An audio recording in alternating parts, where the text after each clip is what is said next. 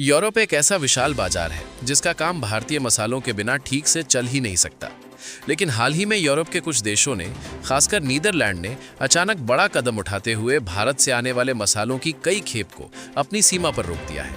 मतलब साफ है कि जिन भारतीय मसालों की खुशबू से यूरोप के किचन महकते हैं, अब उन्हीं मसालों की एंट्री पर सख्ती दिखाई जा रही है। फैसला इतना कड़ा था कि जो भारतीय कंसाइनमेंट यूरोप के पोर्ट तक पहुंच चुकी थी, उन्हें भी जांच के नाम पर रोक दिया गया। यानी कोशिश कितनी भी हो, भारतीय मसालों को यूरोप के बाजार में आसानी से प्रवेश नहीं दिया जाएगा। लेकिन शायद यूरोप ये भूल रहा है कि इस फैसले से उसने खुद के लिए कितनी बड़ी चुनौती खड़ी कर दी है। क्योंकि एक तरफ यूरोप की फूड इंडस्ट्री भारतीय मसालों पर गहराई से निर्भर है, तो दूसरी तरफ भारत अपने मसालों का निर्यात मिडिल ईस्ट, एशिया और अमेरिका जैसे नए बाजारों की ओर तेजी से बढ़ा रहा है। यानी अगर यूरोप ने यही रुख जारी रखा तो आने वाले समय में उसे भारतीय मसाले पहले जैसी सहजता से मिल पाना आसान नहीं होगा। दुनिया के कई दूसरे देश पहले ही भारत के मसालों की डिमांड लेकर कतार में खड़े हैं। तो आखिर पूरी डेवलपमेंट क्या है, इस वीडियो में इसे विस्तार से समझते हैं। लेकिन आगे बढ़ने से पहले वीडियो को लाइक करना और चैनल को सब्सक्राइब करना मत भूलिए। दरअसल दोस्तों, अगर आंकड़ों पर नजर डालें तो साल 2024-25 में भारत की मसाला इंडस्ट्री ने ऐसा रिकॉर्ड बनाया जिसकी उम्मीद बहुत कम लोगों को थी। भारत ने लगभग $4.7 बिलियन से ज्यादा के मसाले दुनिया भर में एक्सपोर्ट किए और आज भारत वैश्विक स्तर पर सबसे बड़ा स्पाइस एक्सपोर्टर बन चुका है। हल्दी, मिर्च, जीरा, धनिया और अलग अलग स्पाइस ब्लेंड्स, इन सब की खुशबू अब दुनिया की हर बड़ी मार्केट तक पहुंच चुकी है। लेकिन साल 2026 की शुरुआत में यूरोप से आई एक खबर ने पूरी इंडस्ट्री को चौंका दिया। नीदरलैंड में भारतीय मसालों की कुछ खेप को बॉर्डर पर रोक दिया गया और इसकी वजह बताई गई फूड सेफ्टी टेस्टिंग। यहां समझने वाली बात यह है कि नीदरलैंड सिर्फ एक देश नहीं बल्कि पूरे यूरोप का स्पाइस एंट्री गेट माना जाता है। रॉटरडैम पोर्ट के जरिए ही भारतीय मसाले जर्मनी, फ्रांस, इटली और स्पेन जैसे देशों तक पहुंचते हैं। आपको जानकर हैरानी होगी कि यूरोपियन यूनियन हर साल लाखों टन मसालों का आयात करता है और इसमें भारत को सबसे बड़े सप्लायर के रूप में देखा जाता है। खासकर हल्दी जैसे मसालों में तो भारत की हिस्सेदारी बेहद मजबूत मानी जाती है। यूरोप की निर्भरता इतनी गहरी है कि यूरोपीय संघ के कुल मसाला आयात का लगभग 70 से 75% हिस्सा भारत से आता है। मतलब साफ है कि अगर भारत की सप्लाई जरा भी धीमी पड़ जाए तो यूरोप के फूड मैन्युफैक्चरर्स की प्रोडक्शन लाइन तक असर पड़ सकता है। यूरोप की सबसे बड़ी दिक्कत यही है कि वो खुद बड़े पैमाने पर मसाले उगा ही नहीं सकता। जर्मनी की फूड प्रोसेसिंग इंडस्ट्री, यूके का करी मार्केट, फ्रांस के सीजनिंग ब्लेंड्स और इटली के रेडी टू ईट प्रोडक्ट्स, इन सब की नींव भारतीय मसालों पर टिकी हुई है। यानी यूरोप का स्वाद कहीं न कहीं भारत से संचालित होता है और यही उसकी असली डिपेंडेंसी है। लेकिन भारतीय मसालों की शिपमेंट्स को बार बार रोकना या उन्हें अतिरिक्त टेस्टिंग में डालना यूरोप के लिए उल्टा भी पड़ सकता है, क्योंकि 2023 से 2026 के बीच भारत ने अपने निर्यात का फोकस तेजी से मिडिल ईस्ट और साउथ ईस्ट एशिया की तरफ शिफ्ट करना शुरू कर दिया है।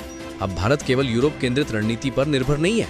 आज सऊदी अरब, यूएई, मलेशिया, इंडोनेशिया और अमेरिका जैसे बाजारों में भारतीय मसालों की मांग तेजी से बढ़ रही है।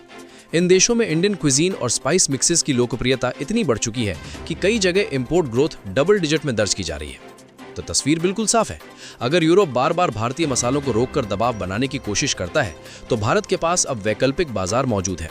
यही कारण है कि आज भारत की बार्गेनिंग पावर पहले से कहीं ज्यादा मजबूत दिखाई दे रही है। कहानी की शुरुआत होती है साल 1498 से, जब समुद्री रास्ते से पहली बार भारतीय मसालों की खुशबू सीधे यूरोप पहुंची थी। सदियों पहले यही मसाले दुनिया को भारत तक खींच लाए थे और आज करीब 500 साल बाद भारत एक बार फिर ग्लोबल स्पाइस ट्रेड का केंद्र बन चुका है। भारत की मसाला इंडस्ट्री की वैल्यू अब अरबों डॉलर तक पहुंच चुकी है और देश 180 से ज्यादा देशों को मसाले निर्यात कर रहा है। जब भी किसी देश को कंसिस्टेंट क्वालिटी, बड़ी क्वांटिटी और अलग अलग वैरायटी एक साथ चाहिए होती है तो सबसे पहले नजर भारत पर ही जाती है। अगर कुल वॉल्यूम की बात करें तो भारत हर साल लगभग 1.5 मिलियन टन से ज्यादा मसाले एक्सपोर्ट करता है। दुनिया के बड़े फूड ब्रांड्स, पैकेज्ड फूड कंपनियां और रेस्टोरेंट चेन्स भारतीय स्पाइस सप्लाई चेन पर निर्भर हैं। कोविड के दौरान यानी 2020-21 में जब ग्लोबल सप्लाई चेन सुस्त पड़ गई थी, तब कई देशों में मसालों की कीमतें अचानक बढ़ गई थी।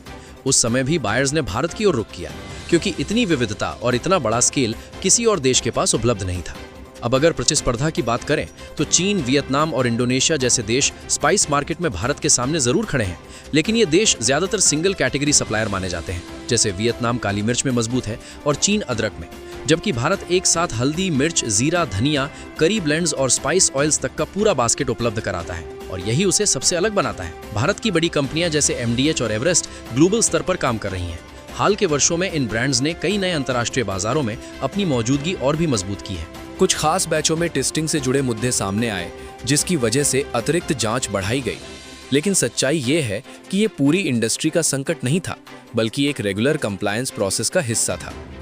और अगर 2026 के आउटलुक पर नजर डालें तो भारत पहले ही तय कर चुका है कि अब मसाला मार्केट को सिर्फ वॉल्यूम के आधार पर नहीं, बल्कि वैल्यू के आधार पर आगे बढ़ाया जाएगा। क्योंकि जैसा हमने पहले बताया, भारत के लिए केवल नीदरलैंड की मार्केट ही महत्वपूर्ण नहीं है, बल्कि भारत की नज़र दुनिया भर के बाजारों पर है। भले ही कुछ देशों ने कभी कभी भारतीय मसालों की खेप को रिजेक्ट किया हो, लेकिन इसके बावजूद ग्लोबल स्तर पर इंडियन मसालों की डिमांड लगातार बढ़ती जा रही है। साल 2025 में भारत ने पिछले वर्ष की तुलना में लगभग 6% की ग्रोथ दर्ज की और $4.72 बिलियन के रिकॉर्ड स्तर पर पहुंचकर पुराने सभी रिकॉर्ड तोड़ दिए। जिस रफ्तार से भारत की स्पाइस इंडस्ट्री वैश्विक बाजार में अपनी पकड़ मजबूत कर रही है, उसके आधार पर अनुमान लगाया जा रहा है कि आने वाले वर्षों में यानी 2030 तक भारत का मसाला निर्यात बाजार $26 बिलियन का आंकड़ा पार कर सकता है। और ये संभव इसलिए दिख रहा है क्योंकि जिस तरह से ये चर्चा होती रहती है कि भारतीय मसाले विदेशों में ज्यादा रिजेक्ट हो रहे हैं, उससे हकीकत थोड़ी अलग है। अगर भारत के कुल मसाला निर्यात का विश्लेषण किया जाए तो 1% से भी कम खेप रिजेक्ट होती है, यानी 99% से ज्यादा निर्यात बिना किसी बड़ी समस्या के क्लियर हो जाता है। साल 2024 में हांगकांग और बाद में सिंगापुर की फूड सेफ्टी एजेंसियों ने कुछ भारतीय मसाला ब्रांड्स के मिक्स मसालों की जांच की थी।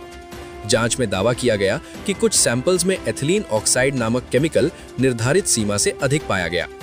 ये एक ऐसा रसायन है जिसे कई देशों में तय सीमा से ज्यादा होने पर फूड सेफ्टी रिस्क माना जाता है। लेकिन बाद में जब भारत ने इन दावों के समर्थन में सबूत मांगे तो सिंगापुर और हांगकांग की तरफ से ठोस प्रमाण प्रस्तुत नहीं किए जा सके।